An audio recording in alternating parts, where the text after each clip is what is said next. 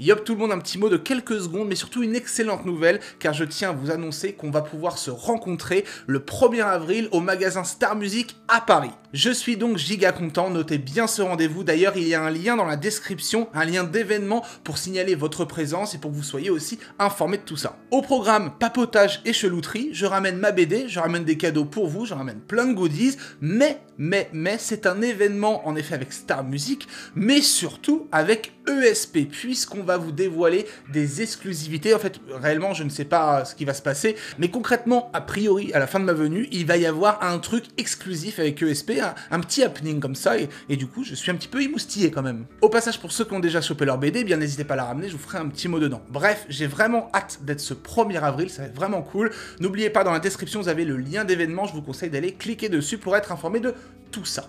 Bref, je vous laisse avec la vidéo, ciao. La magie de la guitare, la magie des accords, la magie de la musique, j'ai envie de dire. On est là pour parler de ça aujourd'hui, alors accrochez-vous bien à votre manche et surtout, guitarez bien, on y va. L'objectif d'aujourd'hui est très simple, vous faire plaisir en jouant des choses très chic, vous allez voir c'est ultra classe, et surtout on va pas passer par 1000 chemins, on va à l'essentiel pour que ça soit abordable pour tout le monde. Donc il y a souvent une question qu'on me pose qui revient, qui est vraiment très bizarre, c'est quel est ton accord préféré? Alors des accords préférés, j'en ai quelques-uns, mais c'est surtout des couleurs d'accords, comme ceux-là par exemple.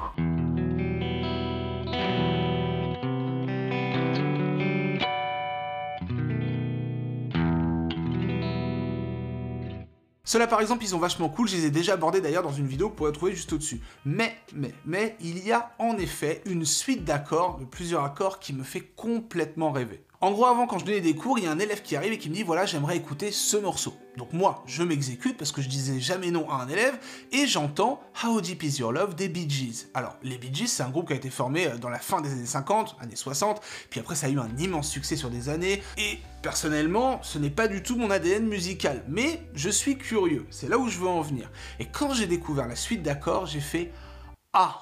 En fait, les gars sont très chauds et c'est hyper pointilleux. Donc le but ne va pas être de faire un tuto sur ce morceau, ça vous pouvez le trouver partout. L'objectif c'est surtout de comprendre comment on peut partir de choses très simples à des choses un petit peu plus pointilleuses mais qui vont complètement changer la donne. Et grâce à tout ça, j'en suis sûr, vous allez pouvoir utiliser ces outils pour les intégrer à votre propre jeu et aller beaucoup plus loin que vous ne l'êtes aujourd'hui. Bref, c'est parti, je vous montre tout ça. Pour commencer, je vais vous jouer 3 accords qui font partie de l'intro de ce morceau et je pense que tout le monde connaît ces accords, donc ça va sonner très standard, très basique. Écoutez bien.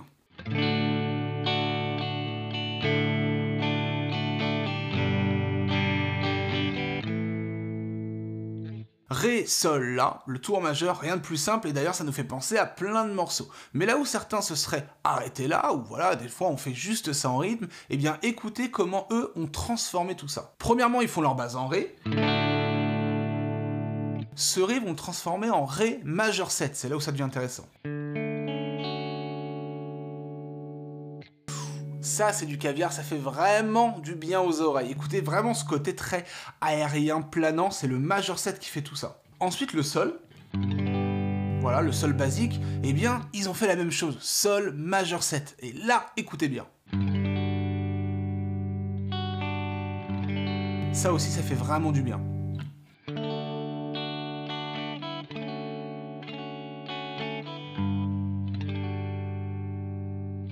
Vous voyez, déjà là, on a une identité qui est vraiment très propre au côté planant, encore une fois, hein, aérien, qui fait du bien, qui fait vraiment du bien. Et pour le dernier, le La majeur, qui sonne très standard, ils sont venus prendre en fait un Sol où ils ont mis une base de La. Ça peut paraître très bizarre, mais un Sol en triade juste ici, tout petit Sol, et la base de La en deuxième corde, à vide. Ça, c'est quelque chose qu'il faut tester de temps en temps, en fait, sur des accords basiques. Prenons l'exemple du La mineur, et vous allez voir, je vais changer juste les basses, c'est-à-dire les fondamentales. Donc mon La mineur qui est ici, la fondamentale, c'est vraiment la deuxième corde à vide, hein, celle du La. Eh bien, si je change la basse en testant quelque part, voilà, par ici, par là, écoutez bien.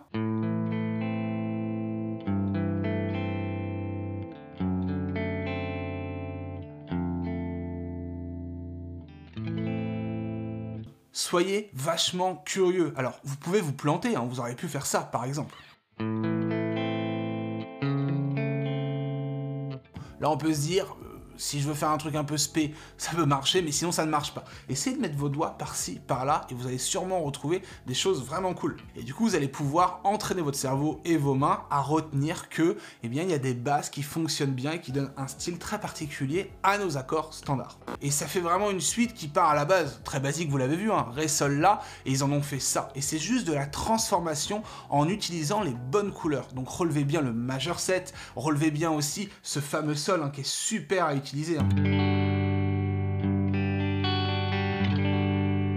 Et ça vous montre qu'il ne faut pas s'arrêter au standard, mais toujours aller un tout petit peu plus loin. Soit en s'inspirant de ce qu'on apprend, soit avec la curiosité, en fouillant, comme je dis souvent. Du coup, vous pouvez utiliser ma BD qui est dispo, où là, en fait, on parle d'émotions. Je me suis vraiment aidé aussi de la BD pour construire cette vidéo, puisqu'il y a des pages, notamment, eh bien, c'est la 61, 62, où on parle des couleurs d'accords à choisir pour avoir telle ou telle émotion. Donc, c'est vrai que vous pouvez vous aider de ce contenu-là. Pour ceux qui l'ont, eh bien, foncez. Et pour ceux qui ne l'ont pas, eh bien, vous pouvez foncer hein, pour la choper si vous voulez performer la pédagogie et votre jeu. D'ailleurs, pour tous ceux qui commanderont la BD cette semaine, vous aurez des cadeaux en plus, comme un petit mot de ma part et aussi des goodies, comme par exemple des Mediator, un marque-page pour tricher et même un livret pédagogique qui va, je pense, vous plaire. Et du coup, on va rester sur la BD puisque dans la partie d'après, vous allez voir là, c'est encore plus choquant, on va utiliser ce que j'appelle des notes transitoires. Voilà, on va dire ça comme ça, des notes de transition. Donc vous pouvez vous rendre sur cette même page, d'ailleurs, hein, les émotions sont sur la même page que les notes de transition, ça va être dans les fameux tableaux qu'on a déjà abordés de la page 62.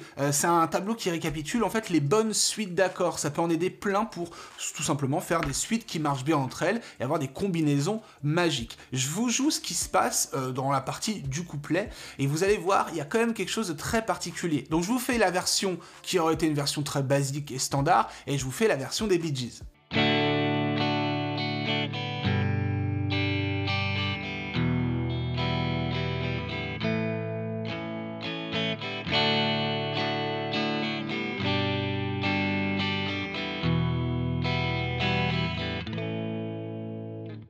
Voilà, on va pas se le cacher, ça sonne très et même trop basique. Mais vous pouvez commencer par ça, il n'y a pas de souci. Écoutez maintenant la version des Bee Gees.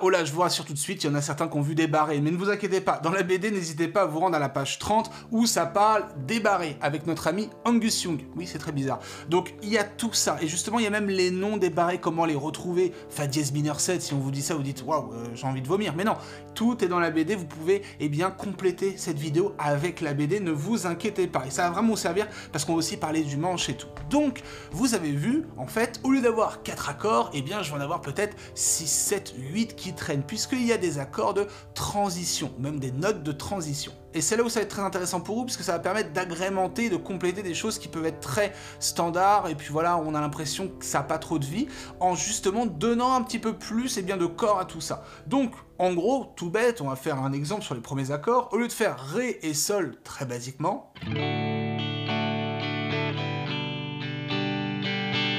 qui fait très balade, eh bien, ils sont venus caler un Fa dièse mineur. Ce qui donne cette chose-là. Là, vous allez vous dire, mais comment ils ont fait pour trouver ça ou comment vous allez faire? Deux choix, vous fouillez, bon, ça peut être un peu long parce que là, c'est des accords, ou justement, eh bien, dans le tableau de la page 62, on voit que on est dans des progressions d'accords, c'est-à-dire des suites d'accords. Là, on est en Ré, hein, le premier accord, c'est un Ré majeur, je me mets donc dans les progressions d'accords majeurs. Et je vais dans la ligne du D, le Ré, et je vois qu'en fait, j'ai plein de petites notes que je peux utiliser, ou en tout cas des accords, comme le Mi, le Fa dièse, le Sol, le La, le Si, le Do dièse, etc. Et au-dessus, on voit sur la ligne en dessous les chiffres romains qu'on peut les utiliser en majeur, en mineur, etc. Donc c'est vrai que quand on regarde le Ré, par exemple majeur, j'ai le droit d'utiliser un Fa dièse mineur pour aller juste après au Sol majeur. C'est ce qui est écrit dans le tableau et c'est ce qu'ils ont utilisé eux de leur côté. Concrètement, pour passer du Ré au Sol, je peux utiliser mon petit Fa dièse qui est juste avant le Sol justement, ça donne un petit effet de rebond quoi. Je peux l'utiliser en note unique ou en accord, comme c'est marqué dans le tableau, en mineur. Et ça vient vraiment compléter votre suite d'accords. Donc si vous avez du mal à placer les barrés ou quoi que ce soit, pas de souci, vous pouvez juste utiliser la fondamentale, la première note, le fa dièse ou le si en question ou juste le mi. Donc ça fait au moins de la transition. Et par exemple pour chercher toutes vos notes sur votre manche, vous avez le manche qui est récapitulé à la page 28. Comme ça vous pouvez vraiment compléter ce cours-là. Alors maintenant ce qui se passe c'est que on voit qu'ils font d'autres notes de transition. Donc on va vérifier si c'est logique par rapport à notre tableau. Donc à la sortie du sol, les accords standards, c'était aller en mi mineur. Mais ils ont utilisé le fameux si septième. Donc voilà, là le septième, ça apporte clairement du piment, un petit peu de tension, hein, c'est les couleurs des septièmes. Ils ont fait cette chose-là. Voilà, pour aller au mi, je passe par mon si septième. Si vous avez du mal, on peut passer par le si. Uniquement, ça marche aussi. Et c'est vrai que si je regarde mon tableau magique, on a bien le droit d'utiliser le si. Alors que par exemple, si on aurait été en mineur, on n'avait pas le droit d'utiliser le si, plutôt le si bémol. Donc là, on parle d'un morceau en question, mais si vous voulez tester votre propre suite, j'aurais pu prendre n'importe quoi dans le tableau et ça marcherait. Par exemple, le la majeur. Au lieu de faire le ré, fa dièse, sol, si vous êtes un peu curieux, vous voulez créer une suite d'accords, pourquoi pas faire, au lieu du fa dièse en transition, le la qui est dans le tableau.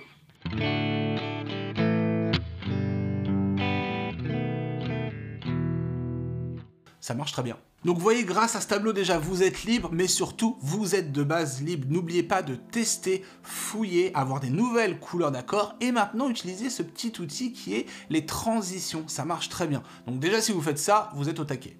Ok, passons à la suite, et là on attaque le côté très spicy, c'est-à-dire qu'on va venir apporter un petit peu plus de tension, mais qui dit tension, dit je trouve, du cachet dans la mélodie. La partie que vous allez entendre, c'est le pré-refrain, qui vient donc avant le refrain. Encore une fois, je vous joue ce qu'aurait été cette partie-là de façon très standard et basique, et après je vous joue la façon Bee Gees.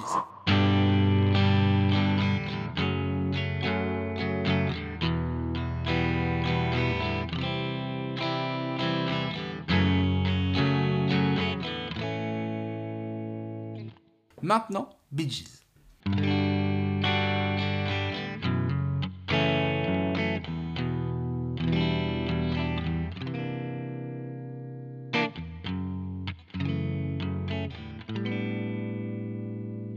Ouais, c'est pas du tout la même, et c'est vraiment une partie en plus qui me fait vibrer. Je vous explique tout ça. Donc on a encore recours au changement de couleur d'accord, le sol.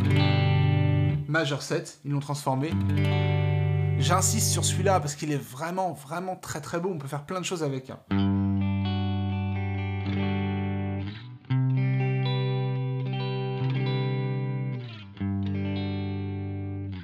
Ensuite, le fa dièse mineur, qui est devenu fa dièse mineur 7. Donc ça, faut le savoir. C'est pareil, dans les tableaux, etc. Je l'explique un petit peu, mais c'est surtout, encore une fois, du changement de couleur. Mineur 7, je le mets au même niveau que le majeur 7. Ça a une autre teinte. Mineur 7, c'est très utile dans le funky et tout, dans la soul, mais ça donne un côté très chill, quoi. J'ai envie de dire, je disais ça dans mes méthodes, c'est en gros, voilà, un cigare dans un bar lunch, quoi. C'est un peu ça le mineur 7.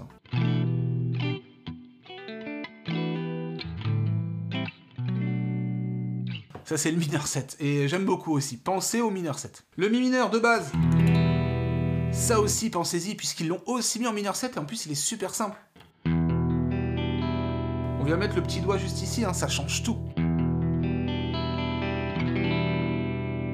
Tentez ça quand vous avez des mi mineurs, transformez en mineur 7, à coup sûr, ça marche. Là où c'est intéressant, le do. Et le do, les amis, alors là, écoutez cette transformation. Donc là, on peut se dire, je comprends pas trop. C'est vrai, c'est comme ça, il est très tendu. C'est un accord 9e avec une touche de 7e, 7-9 réellement. Alors, ça peut très bien passer dans un contexte blues.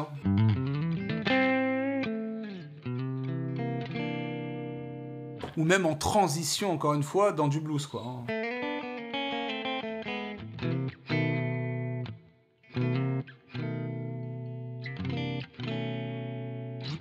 Donc en soi, quand on vous met une partition comme ça devant la tronche, oui, ça fait flipper, on se dit il y a trop d'infos. Mais quand on réfléchit bien, comme on a analysé ensemble là, réellement, ce sont que des petites choses par-ci par-là qu'on chope soit dans des tableaux, soit dans des tutos ou quoi que ce soit, et qu'on met vraiment à disposition de ses mains pour pouvoir créer des choses un tout petit peu plus complexes. Mais c'est pas non plus de la grosse technique, c'est pas du gros tapping, du sweeping, c'est juste un tout petit peu de curiosité et d'assemblage de clés. Pour terminer cette vidéo, on va faire ça en beauté. En fait, je vais vous jouer le refrain que je vous ai enregistré, je vous ai un petit peu arrangé pour vous illustrer tout ça. Donc ce qu'il faut savoir dans le refrain, c'est que tout ce qu'on a dit juste avant, c'est quasiment la même chose, puisqu'il y a beaucoup de réutilisation d'accords qu'on a vus. Mais il y a quelques accords qui traînent par-ci, par-là, et qui sont, mais alors, hyper charmants. Et je vous le promets, pour conclure un petit peu tout ça, ce morceau m'a apporté beaucoup d'habitudes de jeu, comme l'utilisation des changements de basse, voilà, mais surtout aussi des découvertes d'accords que j'avais jamais vus auparavant dans d'autres morceaux. Par exemple, le La mineur 6, qui pour moi était inconnu au bataillon. Magnifique. Hyper à la fois mélancolique, très mystérieux, voilà, ça change du La mineur de base. Hein. Et là, assez fou celui-là. Donc ça, il est dans le refrain, tendez bien l'oreille quand vous allez écouter, je vous mettrai les grilles quoi qu'il arrive. Il y a aussi par exemple le Sol mineur 6, jamais vu non plus auparavant. Très joli celui-là aussi, c'est pareil que le La mineur, c'est du mineur 6. Vous avez vu la sonorité du mineur 6, c'est quelque chose de quand même très, à la fois mélancolique, mais désespéré, quoi. C'est assez fort, c'est très puissant, j'aime beaucoup. Et c'est notamment grâce à ce morceau que j'ai découvert la sonorité des mineurs 6, puisque j'avais jamais vu ça auparavant. Ça montre encore une fois que je pense qu'il faut fouiller dans tout style. Moi j'aime beaucoup le métal, mais j'adore jouer cette suite d'accords, par exemple, et c'est ma suite d'accords préférée. Donc il est temps pour moi de vous quitter en musique, repérez bien ce que je joue, écoutez bien aussi, essayez de ressentir tout ça, et pourquoi pas essayer de mimer ce que je fais. Donc vous l'avez vu encore une fois, la BD peut être très utile, que ce soit pour un niveau très débutant, si vous ne savez pas faire grand chose, ou même un niveau un peu plus avancé. En parallèle, vous avez une méthode vidéo où là c'est un step au-dessus, et d'ailleurs dans ma méthode à deux doigts de sonner, la version polyvalente, on voit les transformations d'accords et même comment utiliser des accords moches pour que ça soit joli. Voilà. Tout ça est retrouvable sur ma plateforme lachelosphère.com. Comme d'habitude, tous les liens sont dans la description. Et n'oubliez pas, cette semaine, si vous chopez la BD, vous avez un petit mot de ma part, voilà, avec un petit chelou bisou, si vous voulez, et aussi des goodies comme des médiators, etc. Et des choses pédagogiques en plus. Bref, bonne écoute à tous, guitarez bien surtout, et n'oubliez pas, la chelouterie n'est jamais finie. Ciao!